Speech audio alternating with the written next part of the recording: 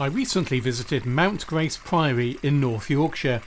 It is the best preserved of the 9 priories of the Carthusian order that existed in England before the dissolution of the monasteries in the 16th century. It is the place to go in England to understand how these most unusual monastic houses were laid out and operated. The Carthusian order was founded in the late 11th century by St Bruno of Cologne. Bruno was a very able churchman who'd had a distinguished career as a church administrator and had been offered a bishopric. But he made the decision in his mid-40s, with several companions, to withdraw from the world, to devote his life to prayer and live an austere religious life.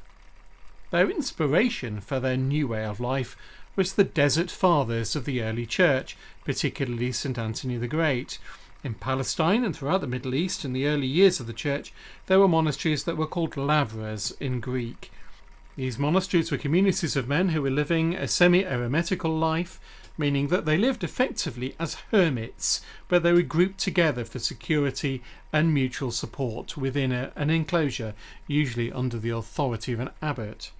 This type of monastery was also found in Western Europe and in the British Isles in the early years of the Christian faith, and survived in Ireland and at such places as Iona until the 8th and 9th century.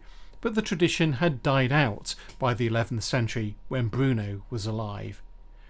The lavras of the Middle East were usually established in very remote desert locations where the monks could withdraw entirely from worldly distractions, and St Bruno and his companions wanted to emulate that. They were given some uninhabited land in the Chartreuse Mountains in southeastern France by the Bishop of Grenoble, and Bruno and his fellows constructed there a monastery consisting of a group of individual detached cells surrounding a small chapel. This foundation, in time, became known as La Grande Chartreuse. Most monasteries in the West in the 11th century were what were termed Cenobitic monasteries. They were mostly the Benedictine order, and monks lived an entirely common life together.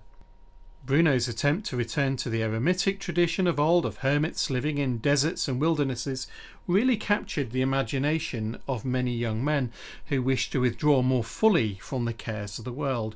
And so monasteries after the model of La Grande Chartreuse quickly began to spring up across France, and the Carthusian order, taking its name from the mother house, gradually emerged. The first Carthusian monastery to be founded in England was established at Witham in Somerset in 1179 by King Henry II, in a remote spot within his royal forest of Selwood. Its third prior, Hugh of Avalon, would become Bishop of Lincoln and a saint. The Carthusian order didn't catch on in England until the middle of the 14th century, after the shock of the Black Death, and after that point in time 8 more houses were founded, and among them was Mount Grace. Like the mother house in France, the Carthusian monasteries in England were often established in uninhabited locations where the monks could fully withdraw from ordinary life. Mount Grace was therefore founded in 1398 in a very remote spot under the shadow of a wooded hillside that is part of the Cleveland Hills in North Yorkshire. It was the closest thing in England to a desert. Part of the Carthusians' charism was a strong devotion to the Virgin Mary, and the new monastery at Mount Grace was dedicated to the Assumption of the Most Blessed Virgin. At Mount Grace, as at other English houses of the Carthusian order, the centre of the monastery was the enormous great cloister, and around this were arranged the individual hermitages of the Carthusian choir monks. Carthusian monasteries usually had, by the 14th and 15th century, 2 parallel groups of monks living within them. The first group, the choir monks, lived out a strict round of prayer, entirely withdrawn and isolated from the world, while the second group, the lay brothers, observed a less strict round of prayer and undertook the practical work of running the house and supporting the needs of the choir monks, undertaking all the cooking, baking, brewing, cleaning and maintenance. Around the great cloister at Mount Grace were once 15 cells for the choir monks, each with a 2-storey house and garden enclosed with high walls. When the priory was first founded, at the end of the 14th century, the cells were constructed of timber, but over the course of the next 100 years these were replaced with stone cells. One of these cells, in fact one of the last ones to be built in the late 15th century, has been reconstructed to give a vivid glimpse of how the choir monks lived their withdrawn lives. A Carthusian monk spent much of his life within his cell, withdrawn from the world and from his monastic community. Here he would sleep, he would eat, pray, study and work, and spaces within the hermitage, the cell, were dedicated to each activity. A balance between all these aspects of the monastic life was carefully maintained by the Carthusian rule.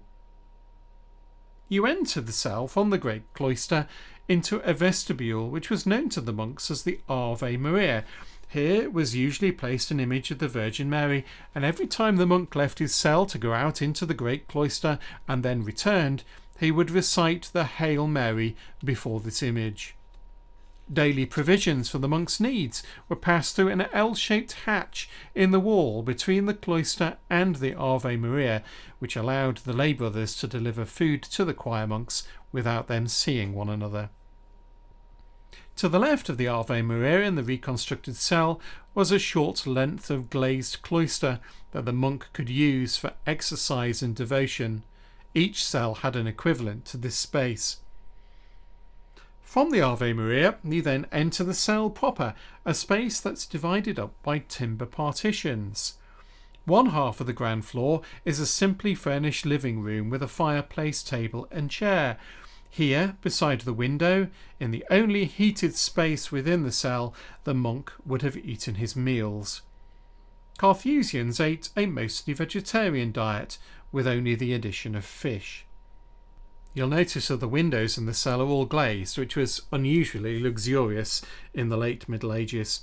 In fact, it was a luxury for anyone to have such personal space in the Middle Ages. On the other half of the ground floor were two more small rooms. One served as both a bedroom and an oratory, for as well as a bed, this space also included a small altar. It was here that the monk would spend the majority of his day, praying 5 of the round of 7 daily offices, and if he were a priest, as most choir monks would be in time, celebrating a daily mass. The other room beside it was used as a study and has been furnished here with a table, a writing slope and a very beautiful coffer. Carthusian monks were known for their learning, and many were occupied as copyists. Several manuscripts still survive that are known to have been produced by the monks of Mount Grace, including a late 15th century devotional miscellany now in the British Library called The Desert of Religion. I've used some images from this to illustrate the early part of this video. The first floor was given over to work, and we know that some of the Priory's monks were engaged in weaving, and in the reconstructed cell a spinning wheel and a loom have been placed in this large upper room. Archaeological finds discovered in this particular cell, including clasps and book furniture, suggest that one of the monks living here in the final years of the Priory's life was engaged in bookbinding. Back down the stairs and returning to the Ave Maria, the right-hand door leads to the garden. A covered timber walkway called a pentis provides cover for the monk making his way to his private latrine next to the enclosure wall. The little garden here was primarily intended to provide an opportunity for manual labour and fresh air. The pentis was also used for both chopping and storing wood. After entering the priory and taking possession of his cell, this space would be the monk's entire world until he died. When he died, he would be taken to the monk's burial ground that was in one corner of the great cloister. Unlike most monastic orders who would drink ale, the Carthusians drank only water, so a clean water supply was paramount in a Carthusian priory, and Mount Grace had a very advanced system of plumbing that supplied clean water to the cells and took away any waste. Natural springs emerged from the hillside here, and the monks constructed well houses over them, with spring water channeled towards the centre of the great cloister, where there was once a large conduit. From here, the water was then distributed by lead pipes to all the cells individually. To the south of the great cloister was a lesser cloister that was occupied by the lay brothers, and here too were the prior's cell, which was a slightly larger version of what the choir monks got, and a cell for the sacrist, who managed the monastic church.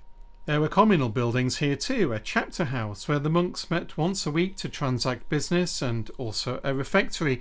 The refectory was not used daily, for the monks only ate together for the midday meal on Sundays, on principal feasts, and on the day one of the community was buried. The church at Mount Grace was to the south of this range and was approached from the great cloister by a passage. It is unusually well preserved, a wonderful perpendicular Gothic structure of the 15th century. The central tower that housed the priory bells still stands to its full height. The church was very small compared to those of other monastic orders, again reflecting the small size of the community. The monks only said 2 of the 7 daily offices commonly in the church, the night office of matins and the evening office of vespers. The Carthusian liturgy was very simple, and large aisles for processions were not required as they were in Benedictine houses, nor was space needed for extra altars for priest-monks as they celebrated Mass in their cells. They would come together on Sundays and feast days for a conventual Mass at the high altar in the choir. Mount Grace had very prominent founders and patrons who have left their mark on the church. The initial founder of the house in 1398 was Thomas Holland, 3rd Earl of Kent and 1st Duke of Surrey. A strong supporter and the half-nephew of Richard II, he was executed in 1399 following King Richard's deposition. Sadly, the Duke fell before the foundation at Mount Grace and its endowments could be confirmed by the King. In 1412, once the church had been completed, the Duke's body was exhumed from a temporary burial place in Cirencester and was reburied here in the church at Mount Grace. Thomas Beaufort, Earl of Dorset and Duke of Exeter, the 3rd son of John of Gaunt and half-brother to King Henry IV, also took an interest in the priory. His involvement seems to have begun just after 1470, and he ensured the priory's endowments were properly established. He completed the east end of the priory church, intending it to serve as his own mausoleum.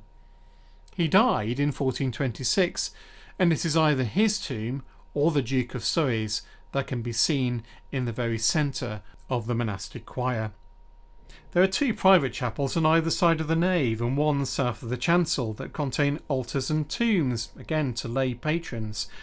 And on the south side of the choir is a further chapel containing 2 altars and the base of the tomb. This was the chapel of the Strangeways family, who were 16th century patrons of the priory. All buried here in the hopes that the Carthusian monks would pray for them.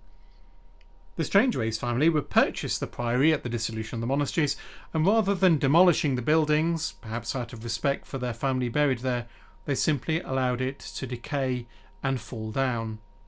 And that may account for the well-preserved condition of the church. It was never robbed for its building materials. The Strangeways converted the guest quarters of the priory into a house for themselves, and this continued to be a residence until the 20th century. Mount Grace, presided over by the steep and wooded hillside and with the sound of trickling spring water, has a rare stillness to it. The intensity of the Carthusians' prayer and devotion in this desert place still imbues it with a grace-filled character and atmosphere, even many centuries after the violent and destructive forces of the English Reformation.